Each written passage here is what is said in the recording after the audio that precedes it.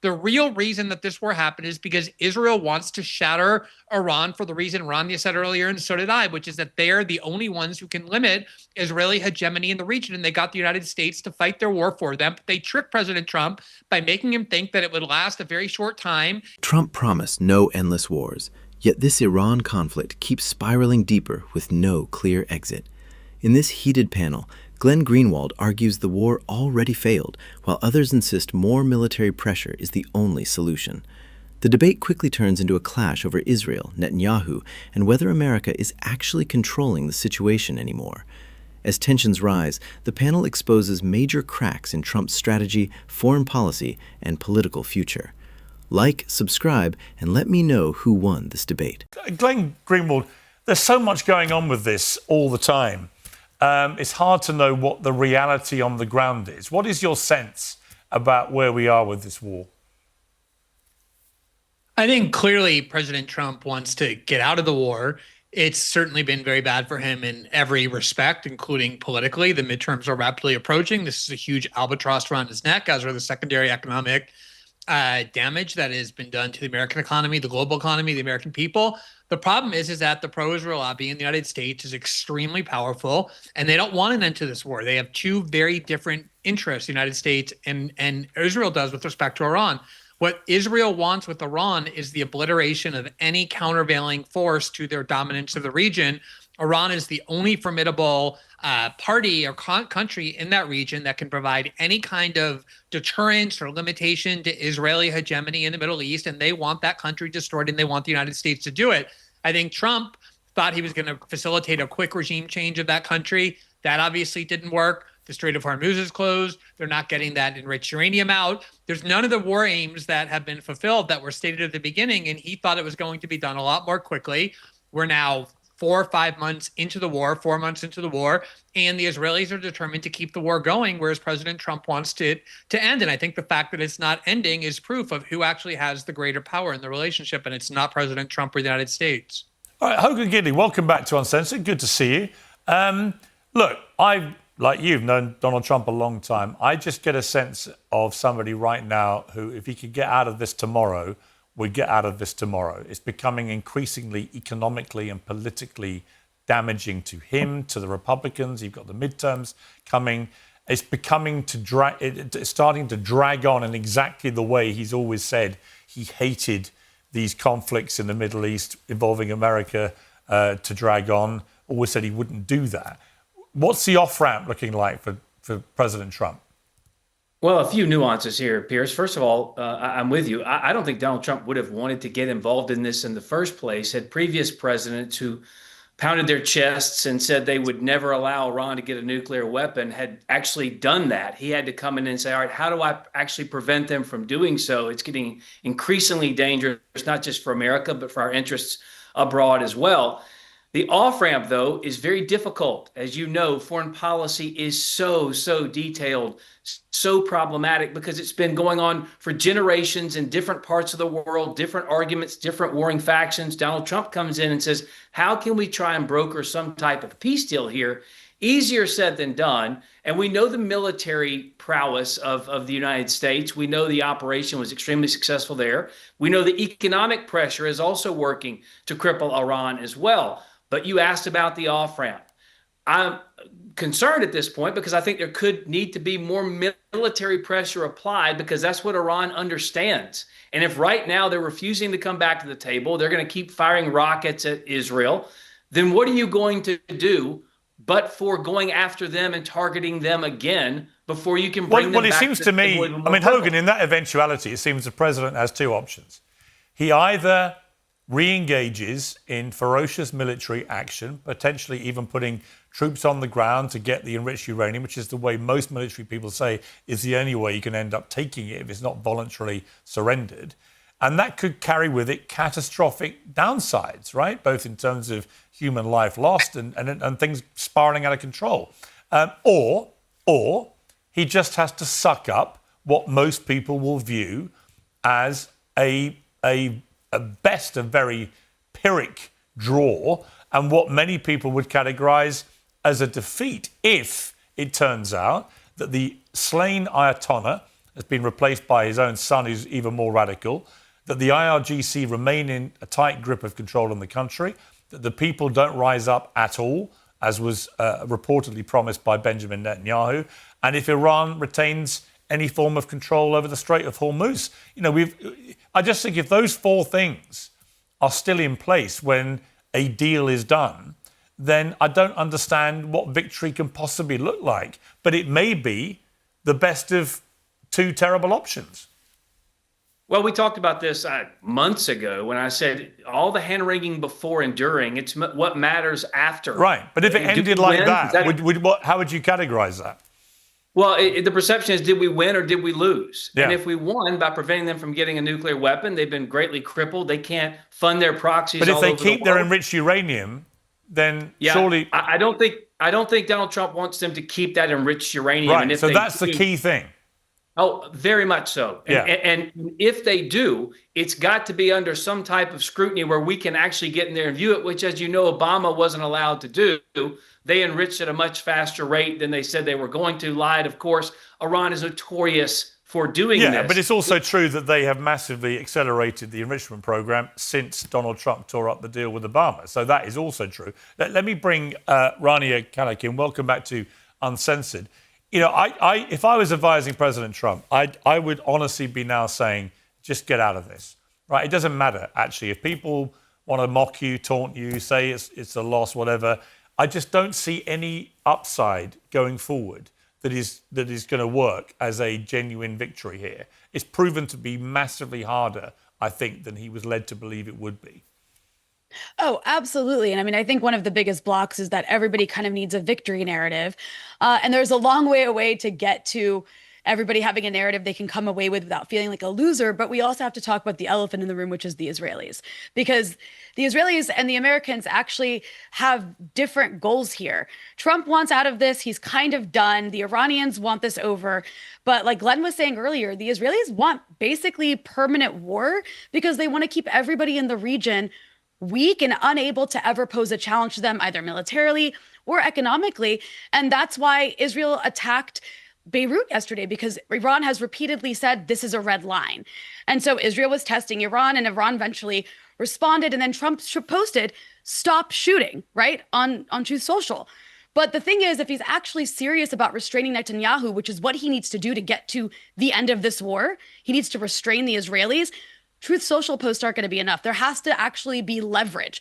And that means withholding some support and weapons for the Israelis. And until he's willing to do that, to demonstrate that he can restrain the Israelis, we're going to keep being stuck in this time loop where the Israelis keep trying to torpedo a broader Iranian-American settlement by really mostly using Lebanon, but even demonstrating a willingness to hit Iran themselves. Right. Colonel Kemp, welcome back to you. It seems to me the problem Donald Trump has is he doesn't have famously a lot of patience. And I think he's running out of patience with this. But the problem he's got is that both the Israelis and the Iranians historically have a lot of patience and would be quite happy to be still going at each other for several years. That clearly cannot work for Trump politically. So he's got to try and bring this to an end. But, this statement he made overnight, one of many statements on Truth Social, which, often get contradicted within hours. But this statement that Israel won't do anything if he tells them not to, I just find that very hard to believe. I think Israel's working to a completely different narrative here to Donald Trump. I think it's easy to misunderstand the relationship between President Trump and Prime Minister Netanyahu. And what is said publicly, particularly by President Trump, is often very different from what's discussed privately. And I think the two of them are pretty much on the same page over this conflict. I think the perhaps, if anything, the one of the major points of difference is linking Lebanon, what's happening with Hezbollah, to Iran. And I think that's one thing that the Prime Minister in Israel does not want to happen. He sees it as being necessary to continue prosecuting the war against Hezbollah, particularly as Hezbollah has been on the offensive against Israel. His attacks into Beirut in the last couple of days were in response to Hezbollah attacks against Israel's civilian population in northern Israel. And quite clearly, he has to have the freedom to operate in order to defend his own population. But I think as far as the future of the conflict in Iran is concerned, both of those two leaders are on the same page in terms of a negotiated solution. And the key thing is to, first of all, is to negotiate the opening of the Strait of Hormuz, which I think is President Trump's number one priority. And then the second priority that Trump has is to remove what remains of Iran's nuclear capability. And I think Netanyahu agrees with both of those things. I believe that both leaders would probably also like to see regime change, but clearly that's not going to happen in the immediate future. It might well happen sometime as a result of this conflict. But I think meanwhile, negotiating those two issues is the priority. I think the negotiation for opening the Strait of Hormuz is probably going to come about at some point in the coming weeks or days. And the negotiation, which may follow on with the nuclear capabilities, is probably going to be much more problematic. But the key thing, I believe, in this whole conflict is for President Trump to retain military dominance in the region. And it's not just Israel that want to achieve these things and the US, it's also the Arab countries who themselves have come under pretty significant attack from Iran. And so the Israel, US and the Arab countries, certainly the Gulf countries, in my view, are on the same page on this. Well, they might be, Glenn Greenwald, but the problem is the Iranians have proved to be remarkably resilient against the greatest military firepower that's ever been unleashed. You know, I mean, the American military and Israeli military combined have obviously thrown the kitchen sink at this in the first few weeks, and we were assured it would be over in 2 to 3 weeks. Then it was 6 weeks. Then it was 8 weeks. And now here we are, week 15. There's no sign of it being over anytime soon. It took 2 years for Obama to negotiate his deal with Iran. Iran knows that Trump is under a ticking clock of pressure with the midterm elections. And why would they be in any hurry? They've been facing an existential threat to their entire regime, which they've so far managed to withstand. I don't think the threat of more military action of a conventional variety is going to work. And we've seen an attempt at a blockade. That hasn't worked.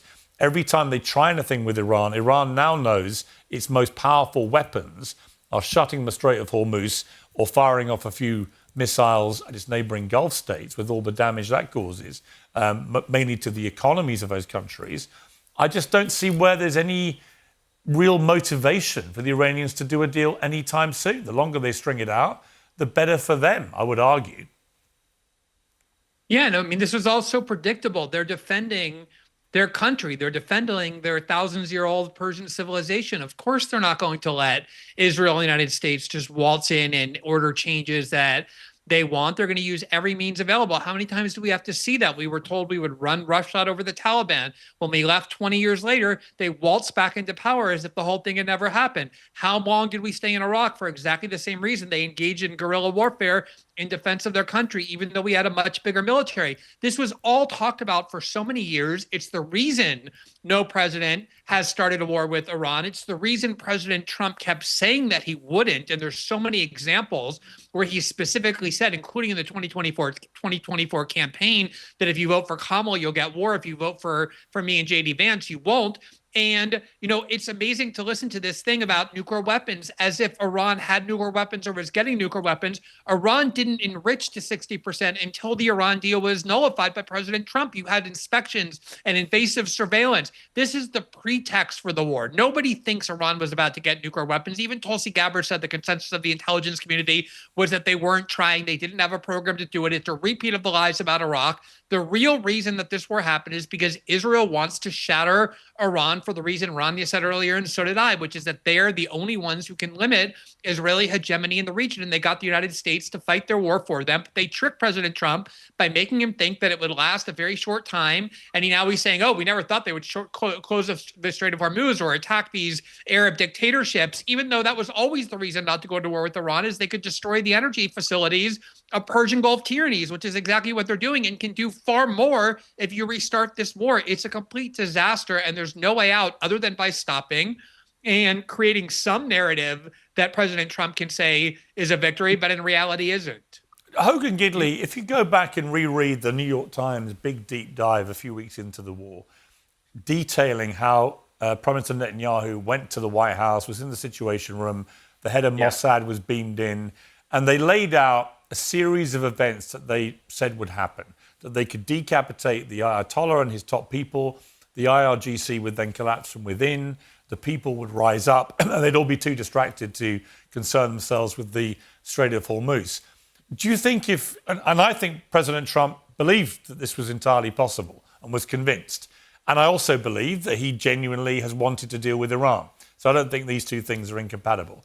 But do you think if he had known how this was going to play out and that we would be where we are 15 weeks later, that he would have joined that war at that moment?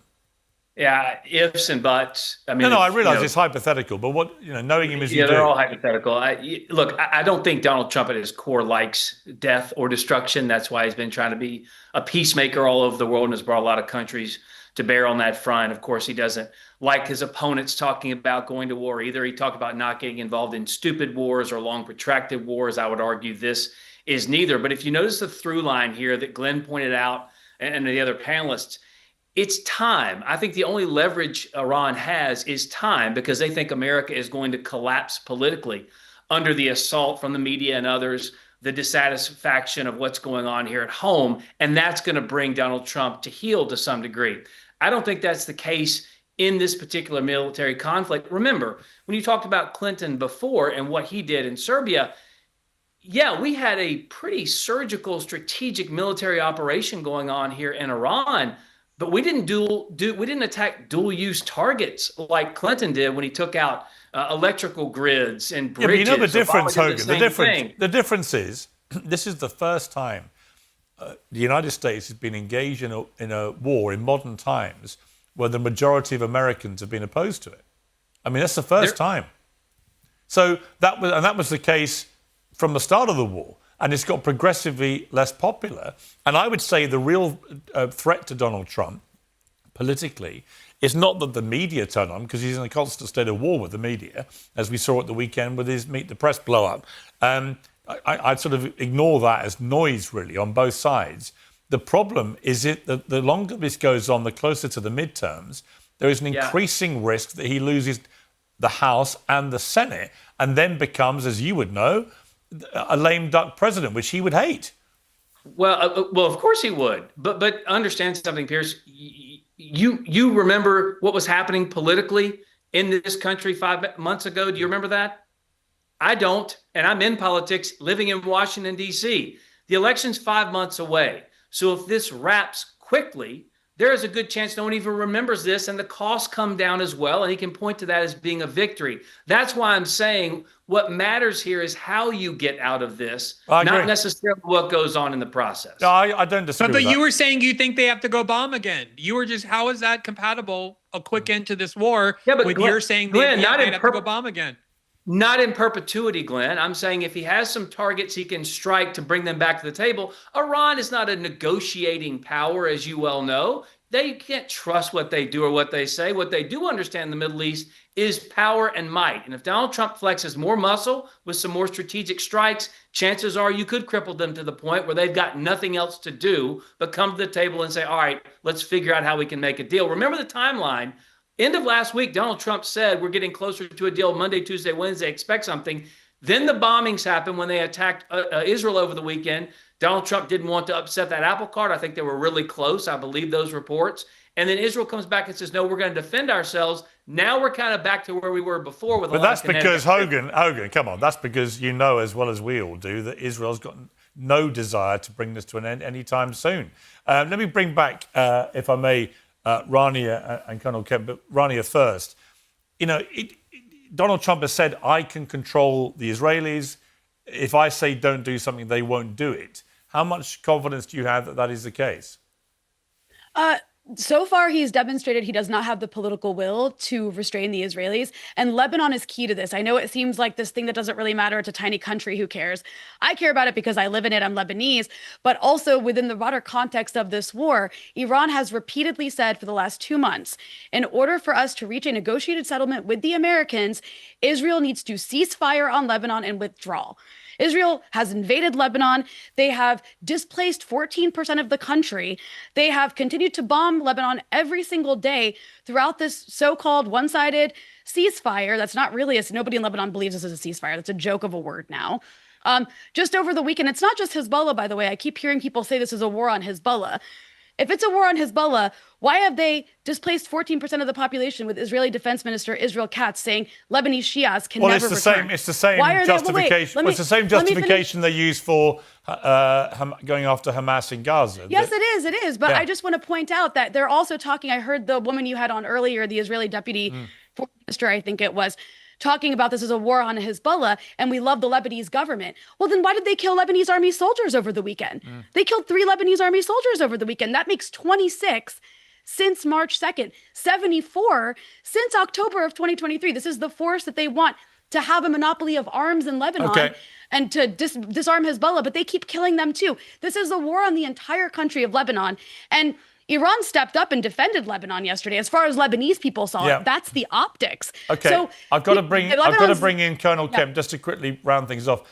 Colonel Kemp, look, put your prediction hat on for a moment. Where are we going to be in September, October, which is the critical time, I would think, for President Trump?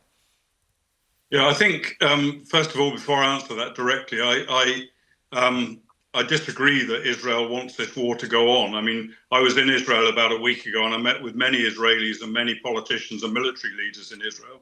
And the last thing they want is for this war to go on endlessly. And nor does Netanyahu. Don't forget that Netanyahu himself must hold an election before October. And he doesn't need a war to be raging while the election goes on. So I think to characterize Israelis as warmongers who just want to keep this thing going, I think is wrong. Well, except that he is more popular. He's more popular as a warmonger in his own country than he is as a leader when he's not waging war. That's the problem with that. But the Israelis have also said so, by the way. The Israeli leadership let me let Colonel Kemp finish. have repeatedly said. I want to let Colonel Kemp finish the point. Just what is your prediction? My prediction is that there will be a settlement of some sort involving the Strait of Hormuz, which will come about either by one of two means, either by continued very strong US economic pressure and hopefully world economic pressure against Iran. Iran is already in tatters economically as well as militarily and politically. So that might force them to come to an agreement on the Strait of Hormuz. I don't think that the nuclear issue is likely to be resolved in that time frame. No, nor do I. It'll be fascinating to see what happens. Thank you to my panel. I really appreciate it. At first, this sounded like another debate about ceasefires, missiles, and diplomacy. But the longer the panel talked, the more the real issue started revealing itself. America, Israel, and Iran are all fighting for completely different end goals, and that is why this conflict keeps getting more dangerous instead of moving toward a clear resolution. The most important insight from this debate is that military dominance does not automatically create political control. America and Israel may have overwhelming firepower, but Iran has something equally valuable in a long conflict: leverage. The Strait of Hormuz carries a massive portion of the world's oil supply, which means Iran does not need to win militarily to create global pressure. The longer the war drags on, the more economic fear spreads across energy markets, shipping, inflation, and global politics. That is why Glenn Greenwald's argument hit so hard. He kept bringing the conversation back to reality instead of rhetoric. The war was sold as quick, controlled, and strategically necessary. Months later, Iran is still standing. The regime did not collapse, the population did not rise up, and the nuclear issue still is not resolved. Instead, the conflict exposed how difficult it is to force regime change on a country willing to absorb pain and weaponize time itself. The debate also exposed a growing contradiction around Trump. He built his political identity around avoiding endless wars, yet now he faces the exact trap that damaged previous presidents. Every attempt to increase pressure risks deeper escalation, but every attempt to leave risks looking weak politically. That is the corner this panel kept circling around, and that is why nobody on this panel truly sounded confident. One side believes more force creates deterrence. The other believes every additional strike creates a deeper quagmire. Meanwhile, Iran keeps proving that surviving the pressure may be enough to claim victory politically, even without defeating America militarily. Like, subscribe, and comment who you think won this debate.